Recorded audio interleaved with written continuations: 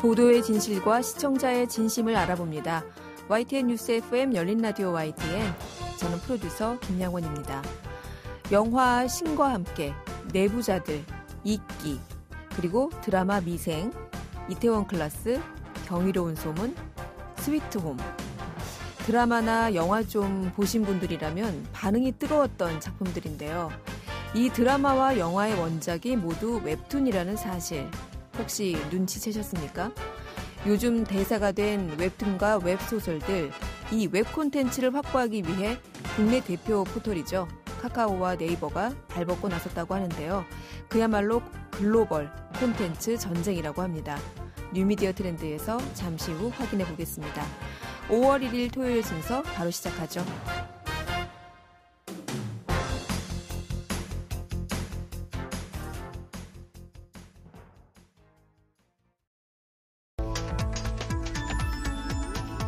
미디어가 전하는 이슈에 대한 다양한 분석과 팩트체크까지 바로 보고 뒤집어 보고 꼭꼭 씹어보기 위한 미디어 비평 프로그램 열린 라디오 YTN.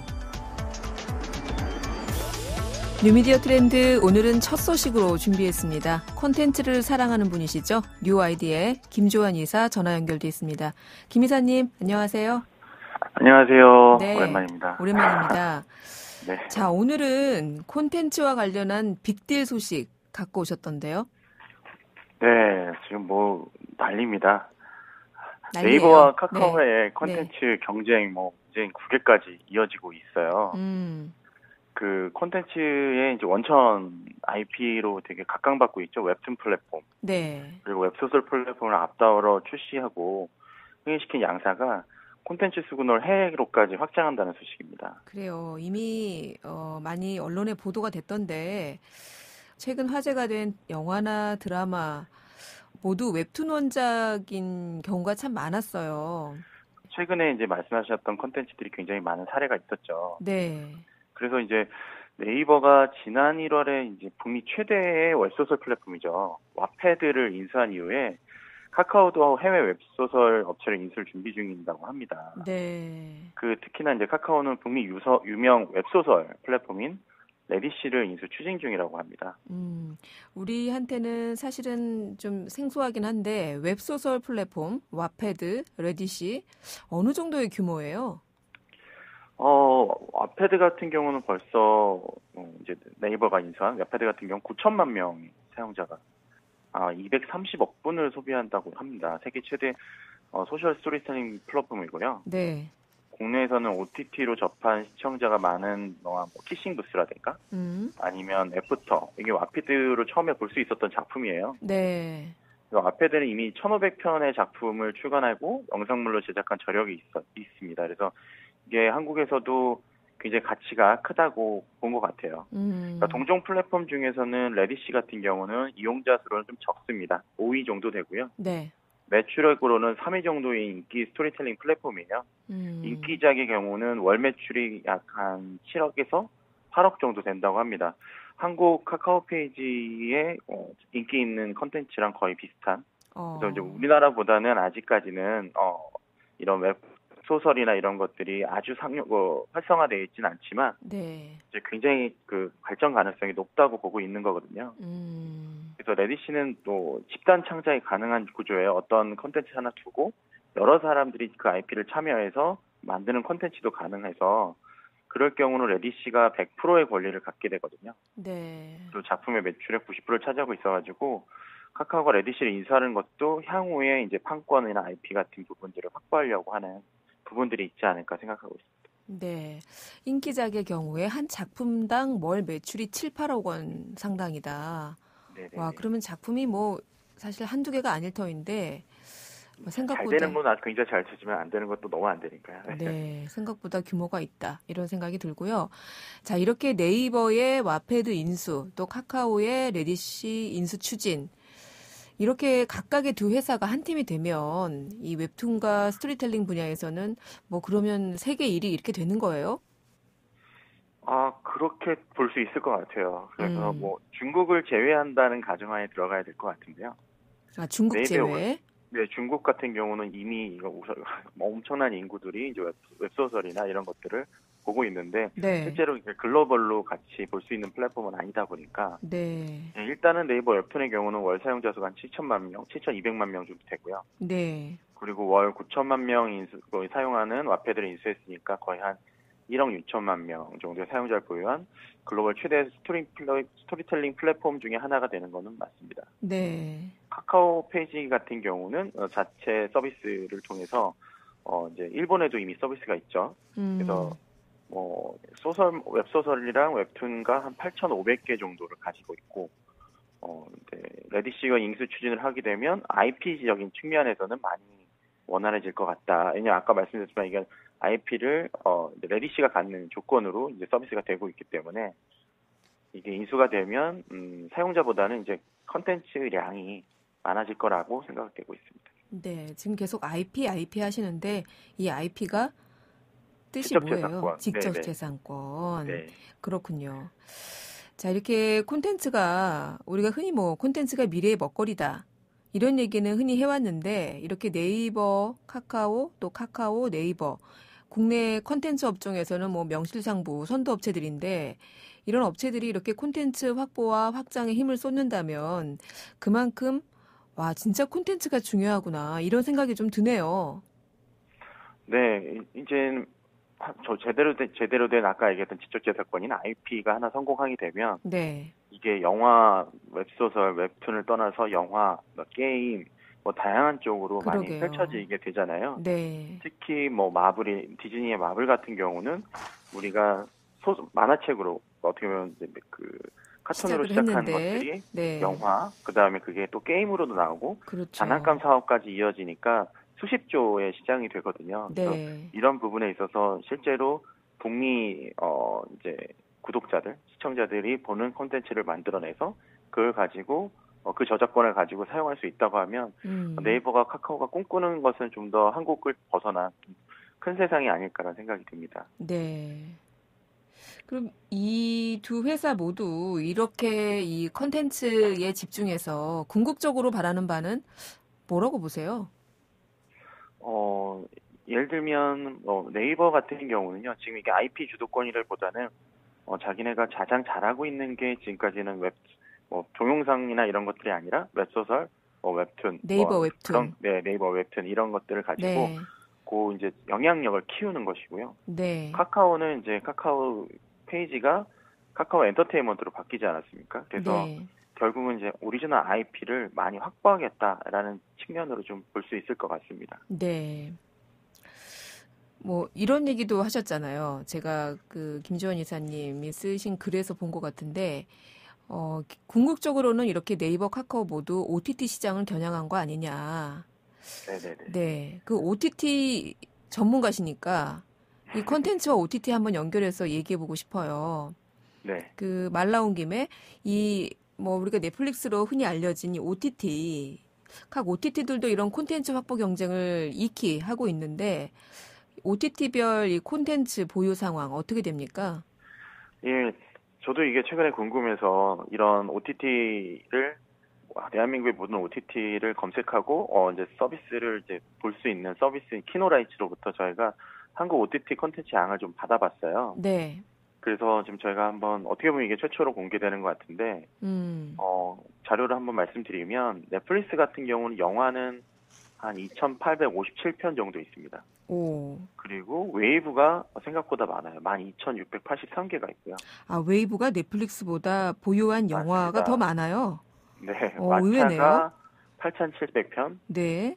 티빙이 10,000편이 넘고요. 네. 라프텔이라고 이제 애니메이션 관련된 OTT가 있습니다. 그게 378편이 있고 네이버 시리즈온이 이제 대부분 유료 판매를 하는 콘텐츠지만 16,000편.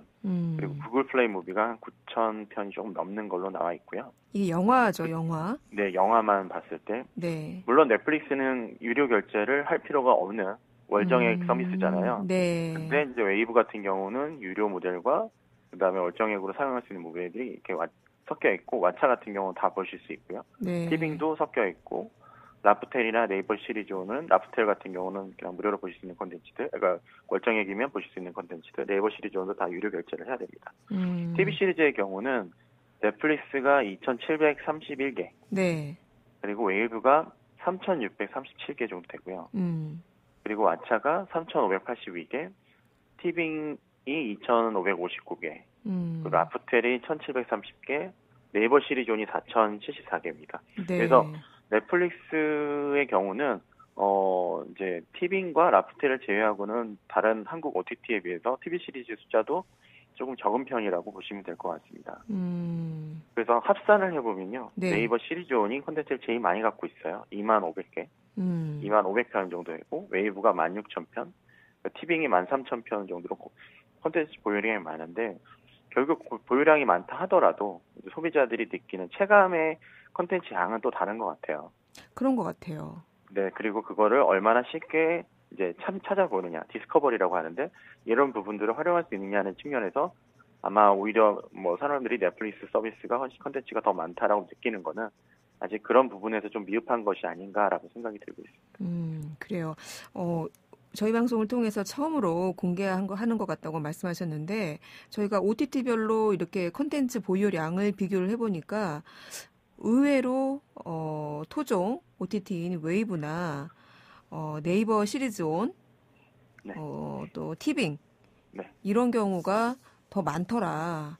그런데 실제로 시청자들이 체감하는 것은 내가 찾는 볼만한 콘텐츠가 어디에 많은가는 조금 다른 것 같다. 이렇게 분석을 해주셨어요.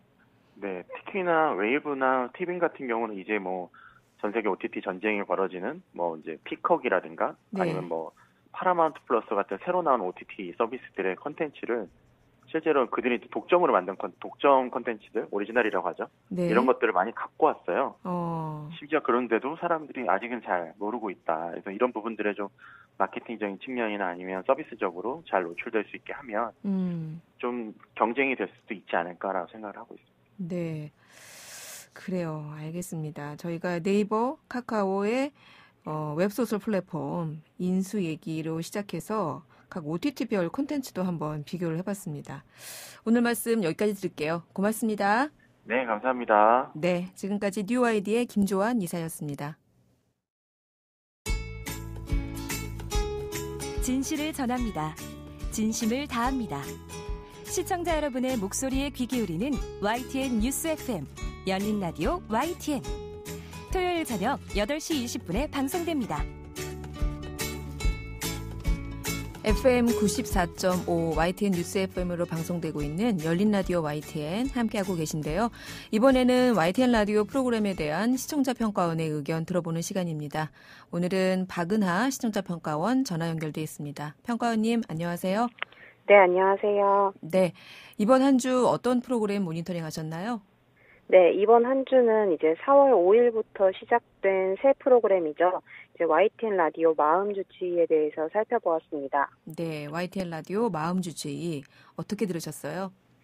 네, 마음 주치의는 이제 코로나19로 많은 사람들이 육체적, 정신적으로 지친 상황에서 청취자들의 마음 건강과 관련한 정보를 주거나 때론 치유가 되어준다는 취지에서 기획된 새 프로그램인데요. 요즘 시대에 맞게 시의적절하면서도 청취자들이 겪는 심리 문제의 해결 방안이 되어준다는 의미에서 좋은 프로그램이라 생각했습니다. 진행자는 동물원 밴드의 전 멤버이기도 한 정신의학과 전문의 김창기 씨인데요. 차분한 진행이 돋보였습니다. 네, 최근에 새롭게 방송된 프로그램이죠. 마음 주치의. 매일 5분씩 청취자 여러분의 마음 건강에 대해서 이야기 나눠보는 프로그램인데, 자, 그러면 자세히 좀 살펴보죠. 정신과 이제 사람의 마음에 관련된 질병이나 문제를 주제로 정해서 월요일부터 금요일까지 그 주제를 가지고 깊이 있는 이야기를 나눕니다. 예를 들어 이번 주는 중독이 주제였는데요. 그러면 월요일에는 도박 중독, 이제 화요일에는 주식 중독, 수요일엔 알코올 중독, 이런 식으로 이제 정신질환 중 하나로 분류되는 중독이란 주제를 하나로 잡고 이에 관련된 다양한 이야기들을 요일별로 진행했습니다. 5분 안팎의 짧은 프로그램이지만 한 주제를 가지고 요일별로 그 안에서 세부 주제를 나눠 방송을 진행한 점이 좋았는데요. 또 매주 금요일에는 영화나 소설 속의 주인공들의 이야기를 통해서 마음을 바라보는 시간을 갖는데요. 다만 이번 주는 영화 행복 속의 남자 주인공 알코올 의존증 환자 이야기를 다루며 도박이나 술에 의존되어 있는 사람들이 이를 극복해 나가는 과정과 방법에 대해서 이야기를 나누었는데요. 이제 시간상 한계가 있다 보니까 이제 영화 이야기에서 본론으로 넘어가는 부분이 조화롭지는 않았습니다. 네, 요일별로 또 주제별로 이렇게 방송 내용을 분류해서 하는 구성이 좋았다 이런 평가셨고 또 다른 내용은 어땠습니까? 네, 이제 목요일에는 이제 약물과 관련된 이야기를 나누는데요. 이번 주에는 이제 정신과 약물에 대해 중독성이 있느냐 없느냐, 그리고 정신이의 처방이 필요한 약물 등 쉽게 사람들이 정신과 약물에 대해 오해하고 있는 부분이나 잘못 알고 있는 부분에 대해 정보를 제공했습니다. 정신질환에 대해서는 사람들이 쉽게 접근하기 어려운 부분이 많은데 그런 측면에서 도움이 될 만한 내용들이 많이 나왔다고 생각합니다. 하지만 4월 21일 수요일 방송의 경우 알코올 중독 문제에 대해서 다루었는데요. 네. 이때 다소 격한 표현들은 사전에 편집하거나 거를 수 있었으면 좋을 것 같습니다. 술에 취하면 이제 잠이 잘 온다고 말한 것에 대해 다 헛소리다라는 표현을 쓰거나 이제 술을 마시면 개가 된다. 개가 되는 게 억제하는 기능을 술이 억제해서 되는 거다라고 표현을 했습니다. 이제 목요일 사연이 이제 부모님의 이혼 후 한동안 보지 못했던 어머니를 다시 보게 된 장소가 이제 응급실이었는데 어머니가 급성 알코올 중독으로 쇼크가 와서였다고 해요. 이제 이혼도 알코올 중독 때문이었고 아직도 술의 굴레에서 빠져나오지 못하셔서 큰 걱정과 고민이라는 사연이었던 것처럼 이제 주제와 관련해 아픈 사연을 가진 청취자들에겐 상처가 될 수 있는 표현을 정제하고 조심하는 게 필요할 것 같다는 생각입니다. 네. 오늘은 YTN 라디오의 신설 프로그램이죠. 마음주치의에 대한 시청자 평가원의 의견 들어봤습니다. 오늘 말씀 고맙습니다. 네, 고맙습니다. 네, 지금까지 박은하 시청자 평가원이었습니다.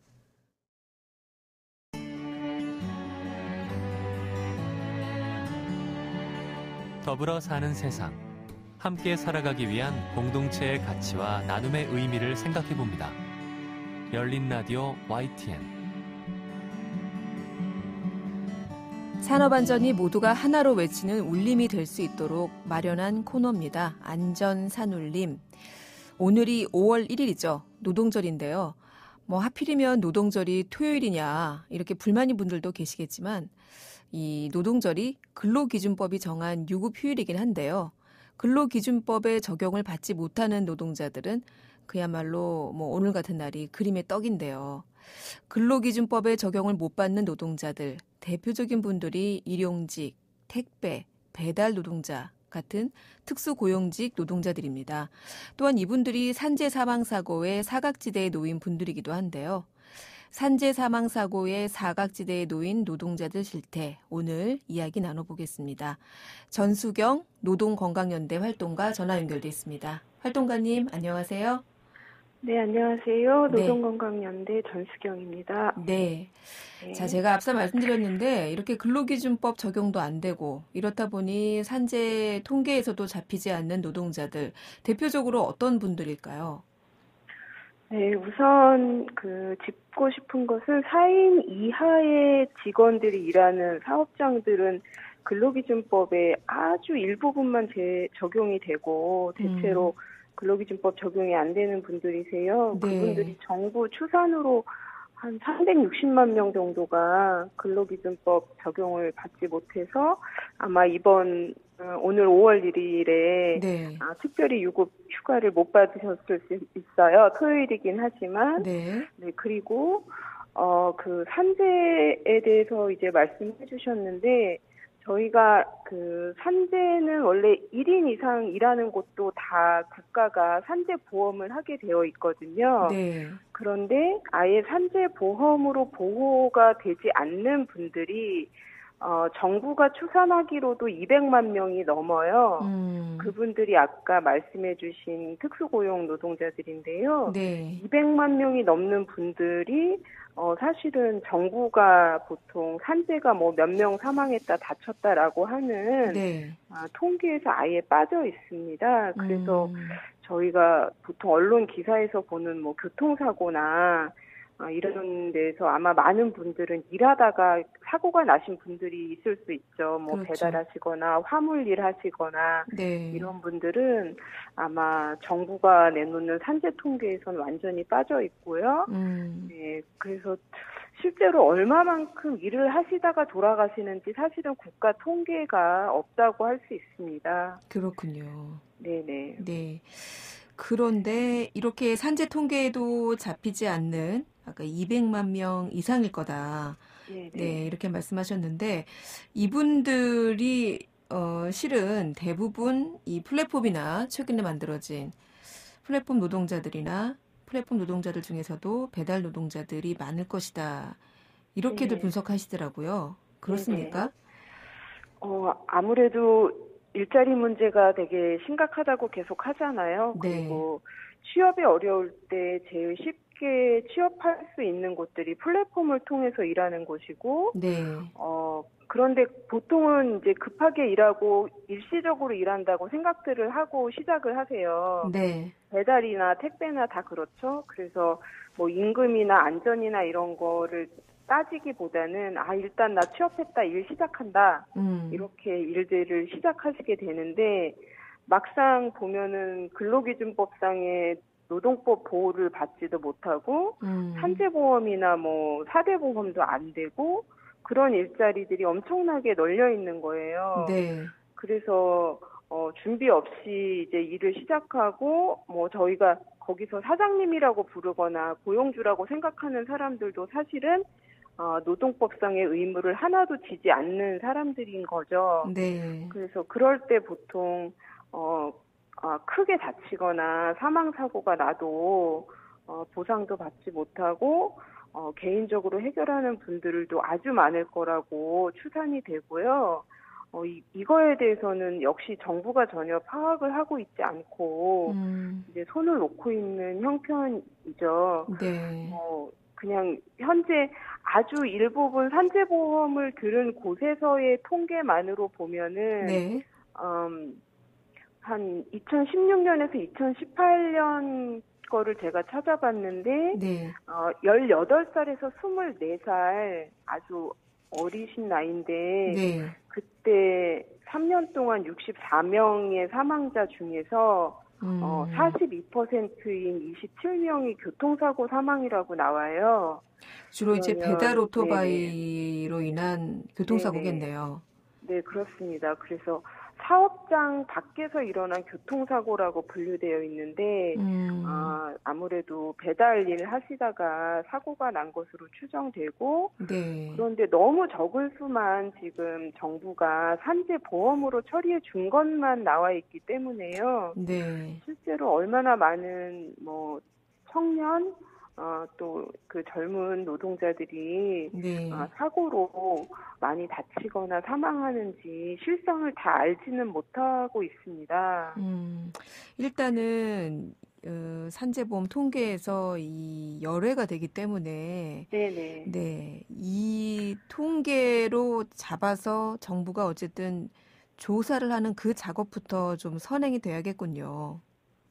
네, 그렇죠. 일단 지금의 산재보험 제도에 문제가 좀 크게 있는데요. 네. 이 플랫폼 노동자들이라고 하는 사람들을 산재보험으로 안 해주는 이유가 뭐냐면 네. 누가 사장이냐.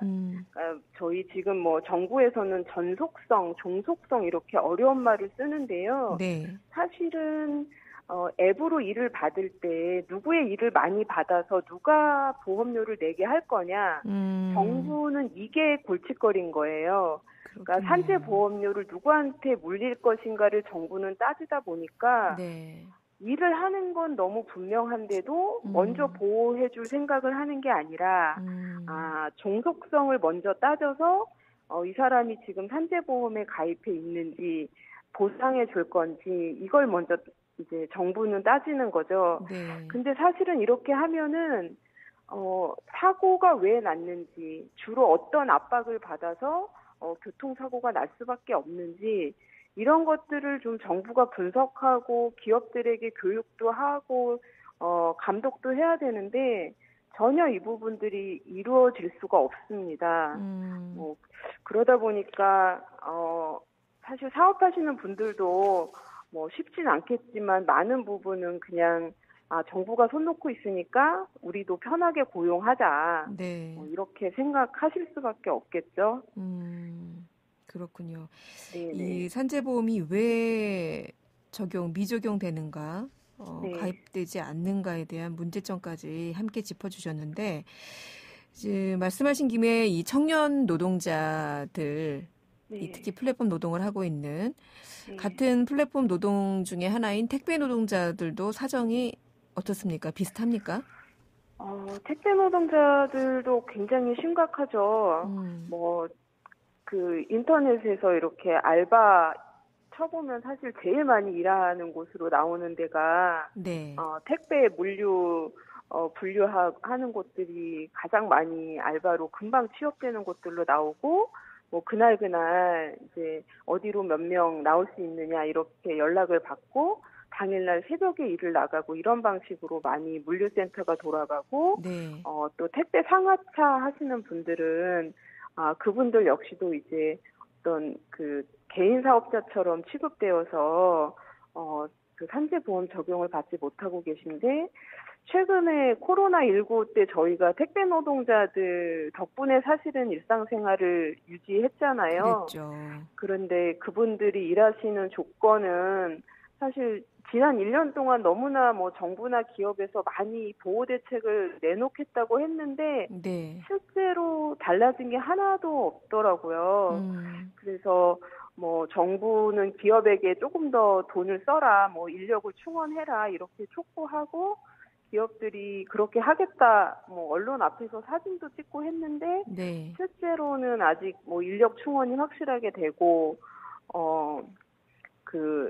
뭐 노동자로 더 보호해주고 이런 변화가 지금 있지는 않습니다. 네. 그래서 저희가 어제 그 해마다 진행하는 최악의 살인 기업이라고 정부가 내는 통계를 바탕으로 기업들에서 노동자가 많이 사망한 기업들에게 좀 살인 기업이라는 무섭지만 좀 정신 좀 차렸으면 좋겠다 이런 상을 선정했는데, 네. 그 쿠팡이라는 기업이 이제 특별상을 받았어요.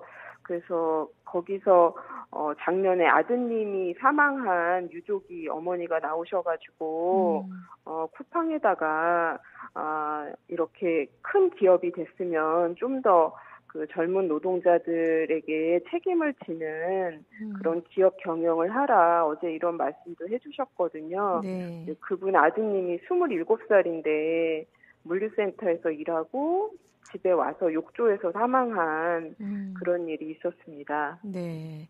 최근에 이 택배 노동자 과로사에 대해서 이 코로나가 아주 확산된 때였죠. 작년 말부터 올 초까지 네. 택배 노동자 과로사 문제가 사실은 사회 문제로 많이 거론이 됐었는데, 네. 사실은 지금도 계속 현재 진행 중인 네, 안타까운 우리의 노동 현장의 민낯인데요. 재작년이었죠. 이 네네. 산업안전보건법 개정 계기가 됐던 고 김용균 씨. 그 법을 그의 이름을 따서 김용균 법이라고 부르기도 했는데요. 이 김용균 씨도 그렇고 또 플랫폼 업계뿐 아니라 최근 잇따르고 있는 이런 산재 사망자의 대부분이 앞서 우리 활동가님께서 말씀해 주셨지만 정말 젊은 청년 노동자예요.